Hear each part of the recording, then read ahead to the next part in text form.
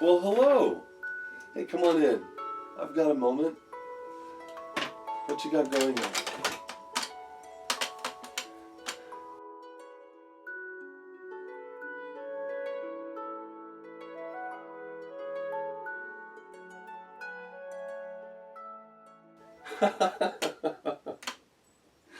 That is an awesome question. I love answering that one. Absolutely, let's talk about why nature sucks. We're going to have to go outside though, so I can give you a really great visual aid. Because most people go outside, especially on a beautiful day like today, and they see all the life and everything going on, and they're like, oh, it's just absolutely excellent. And it is. Don't get me wrong, nature is excellent. However, from the standpoint of our ancestors and from ancient alchemy, and looking at it and looking at ourselves and what it represents out there and what it represents in here, trust me, nature sucks. So let's go outside. I'll meet you out there in just a minute, and we can talk about Mother Nature and what's going on in the alchemical world in front of us. See you out there.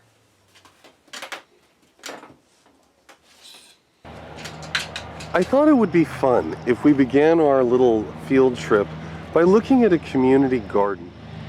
I love the ordered rows and how everything is all nice and tidy.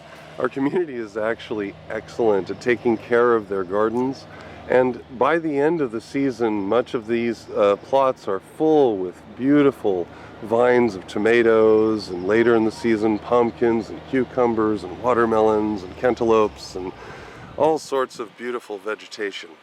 Everything kept in nice, beautiful, orderly patterns. This is a fantastic example in Kabbalistic terms of what I like to coin the phrase as being very Saturnian. Saturn is the lawgiver. Saturn says this grows here and that grows there, and you stay exactly put where I say you put because that's the way the law states you are to go. The contrast, however, is right when you cross the field. Now we're back into nature. And over here, nature likes to follow the rule that Crawley coined so well, do as thou wilt shall be the whole of the law. Will under love. And the under love part points upward to that bright ball of light in the sky, our immediate star.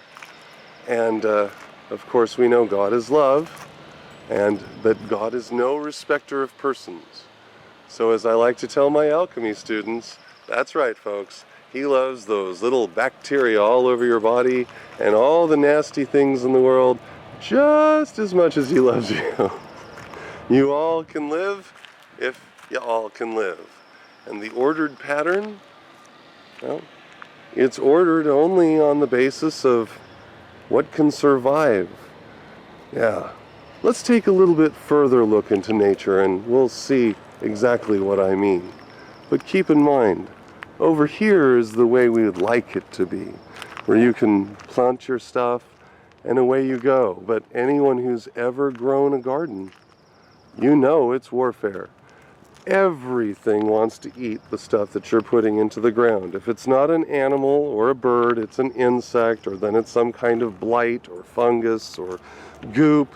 Seriously, anybody who's ever had a garden for any reason knows it's full-on competition, and it is done only by the sweat of your brow, or if you're not going organic, a whole bunch of chemicals.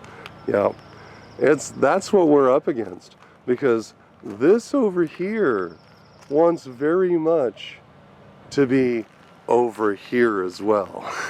Something we often forget when we look outside and we say, look at the beautiful weather and it's so splendid and wonderful. And we forget about the fact that if not for all of our creature comforts, things wouldn't be very comfortable at all. This is one of my favorite places to stop while I'm hiking around in the woods. The reason for it is because it's very rare that you have an opportunity to see such an extraordinary phenomenon, and that is a really awesome anthill. Here it is, folks, a pure example of successful collective consciousness in a waking state. The entire anthill forms and functions as a singular organism.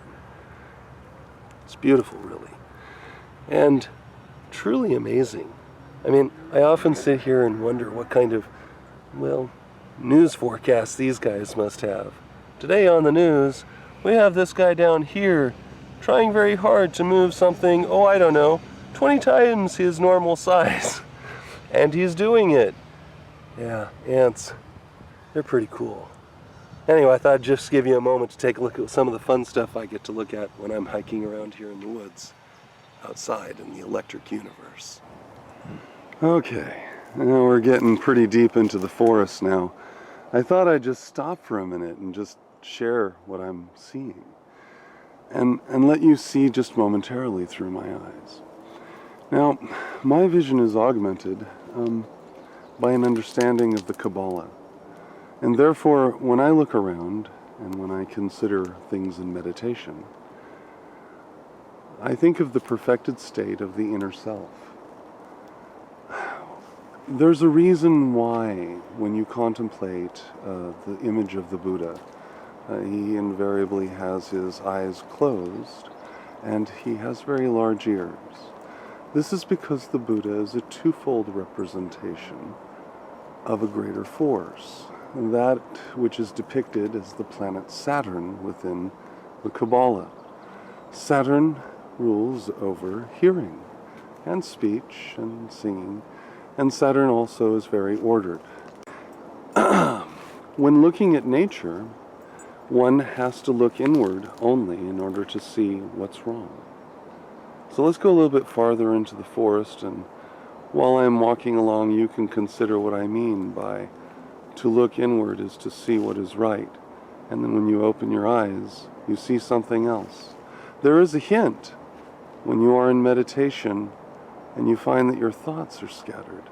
There is definitely a relationship between the chaos of your inner self in thinking and the world outside, as opposed to the ordered systems of your visceral self, your body and its organs. Think about that for a minute as I go hiking a little bit farther into the forest.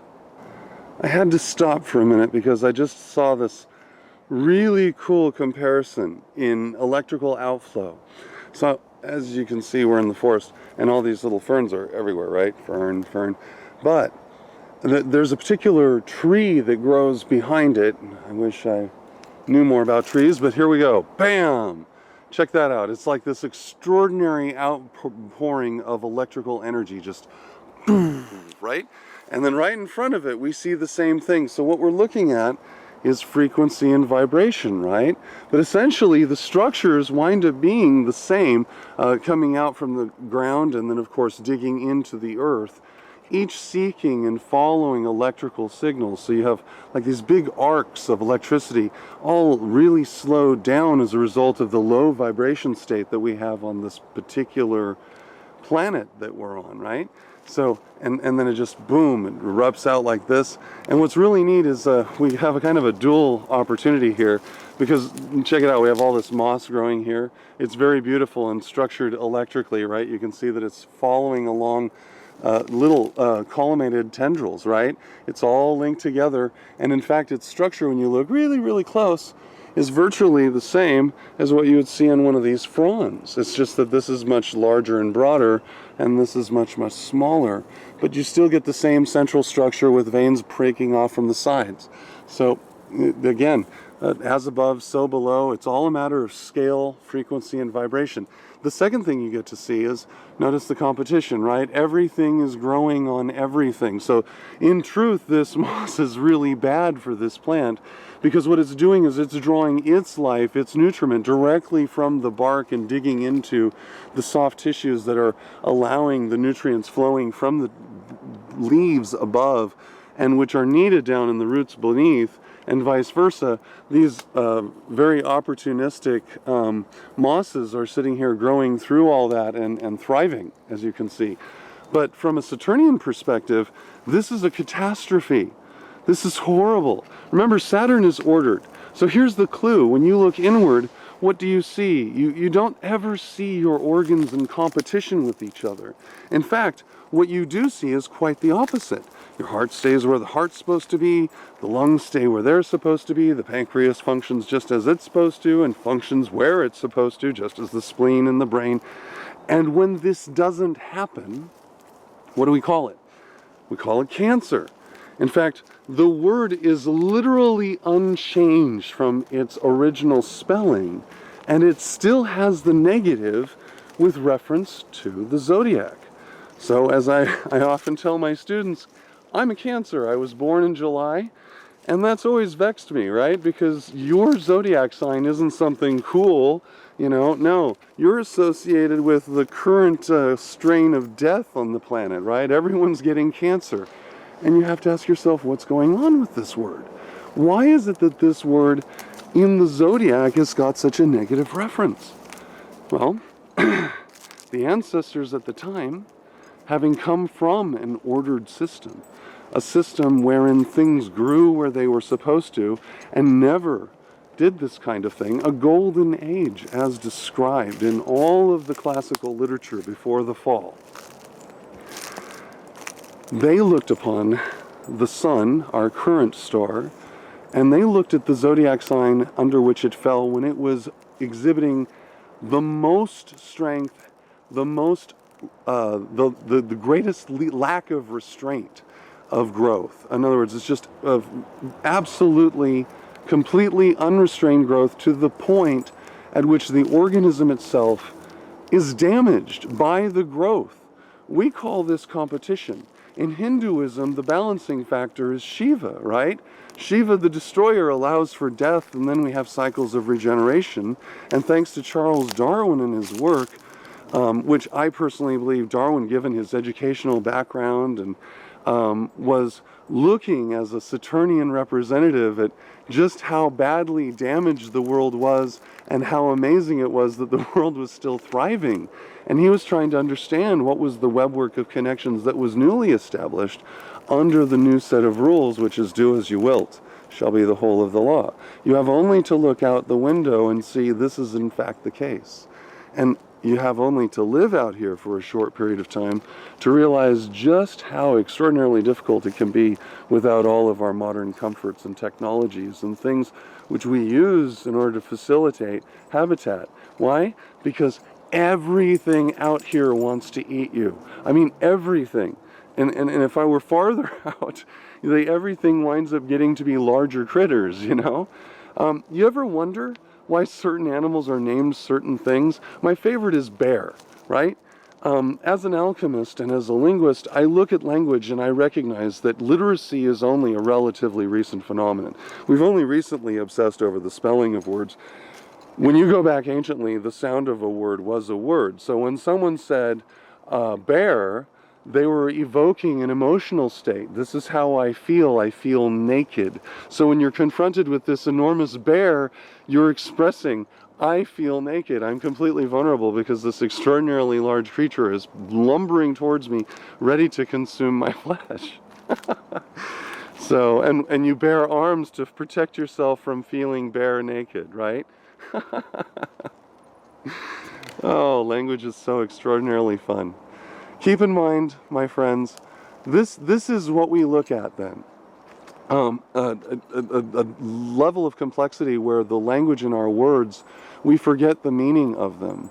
And we fail to take time to consider that the people who have created our language and given us our words have done so very deliberately, so that words truly have specific meaning for specific reasons in order to evoke specific states of consciousness, like bear or like cancer. So that when you think about cancer, cancer is the opposite of what we saw in the garden, right? In that garden, it was all laid out and everything was clean. And out here, no, we don't have that. Out here, what we have is everything that a gardener or anyone who would like to eat, you know, in a few months when their food is grown, this is all the things that are competing against them in order for us to eat. And this is something which this change of state is discussed regularly in various sets of scripture.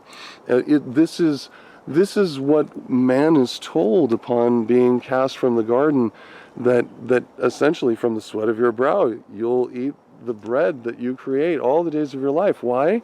Because no longer will the world yield its strength automatically for you as it once did. You as a conscious participant in that creation. Now you've got to work it, and you have to understand the new rules and the new system.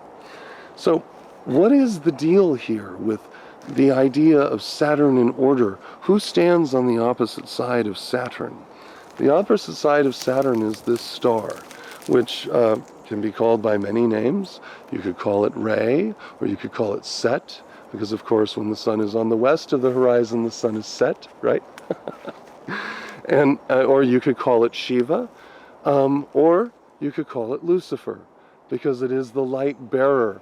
It comes forth out of the darkness, right? Lucifer is the Lord of darkness because it overwhelms it, and it is the only thing that's there. It's also the deceiver because when it rises and you look up into the heavens, you don't see anything but blue sky on a wonderful day like this. You don't see any of the truth of our existence, that behind that veil of blue sky that we love and long for so much on these kind of days, behind that veil, there are stars and planets, galaxies, thousands, billions, who knows, infinite numbers of everything. But we don't get to see any of that because this star is up there completely concealing it. Therefore, the Lord your God is a jealous God. You shall have no other gods before me. That is what we're discussing. This is the jealous God. This is the one who will say, no other gods before me. Which is why when that God rises in the morning, or raises in the morning, right? And to raise also means to destroy something. We mourn in the morning, right? We're sad. Oh, all the stars are gone. We can't see anything that we used to be able to see. We can't see other planets. We can't see other galaxies. All we can see is this blue sky. And so we mourn in the morning, right? That word hasn't changed either. But it's an expression of sadness on purpose. Just like cancer is an expression in the negative about unrestrained growth. So there's your Kabbalistic thought for the day. And this is why, from a Kabbalistic and alchemical standpoint, and from the standpoint of our ancients, no question about it, from the standpoint of our ancient fathers and mothers, brothers and sisters, this was a catastrophe. This was absolutely a catastrophe. There was nothing that was growing in harmony, and things were growing in such a level that they were competing each other to death, starving each other of moisture and proper nutrients, growing in such a way that they're so tall they shield the rest of the undergrowth so that nothing grows down here, right? Which then of course causes small game to leave because there's nothing for them to eat. It's amazing how this all works together, it being literally that which was shattered and then reassembled. First, this star gives death, and then it gives life. It is Apollyon and Apollo. Get it? All right. You guys have a wonderful day. I'm Aubrey Forrest, the Modern Alchemist. I'll talk to you soon.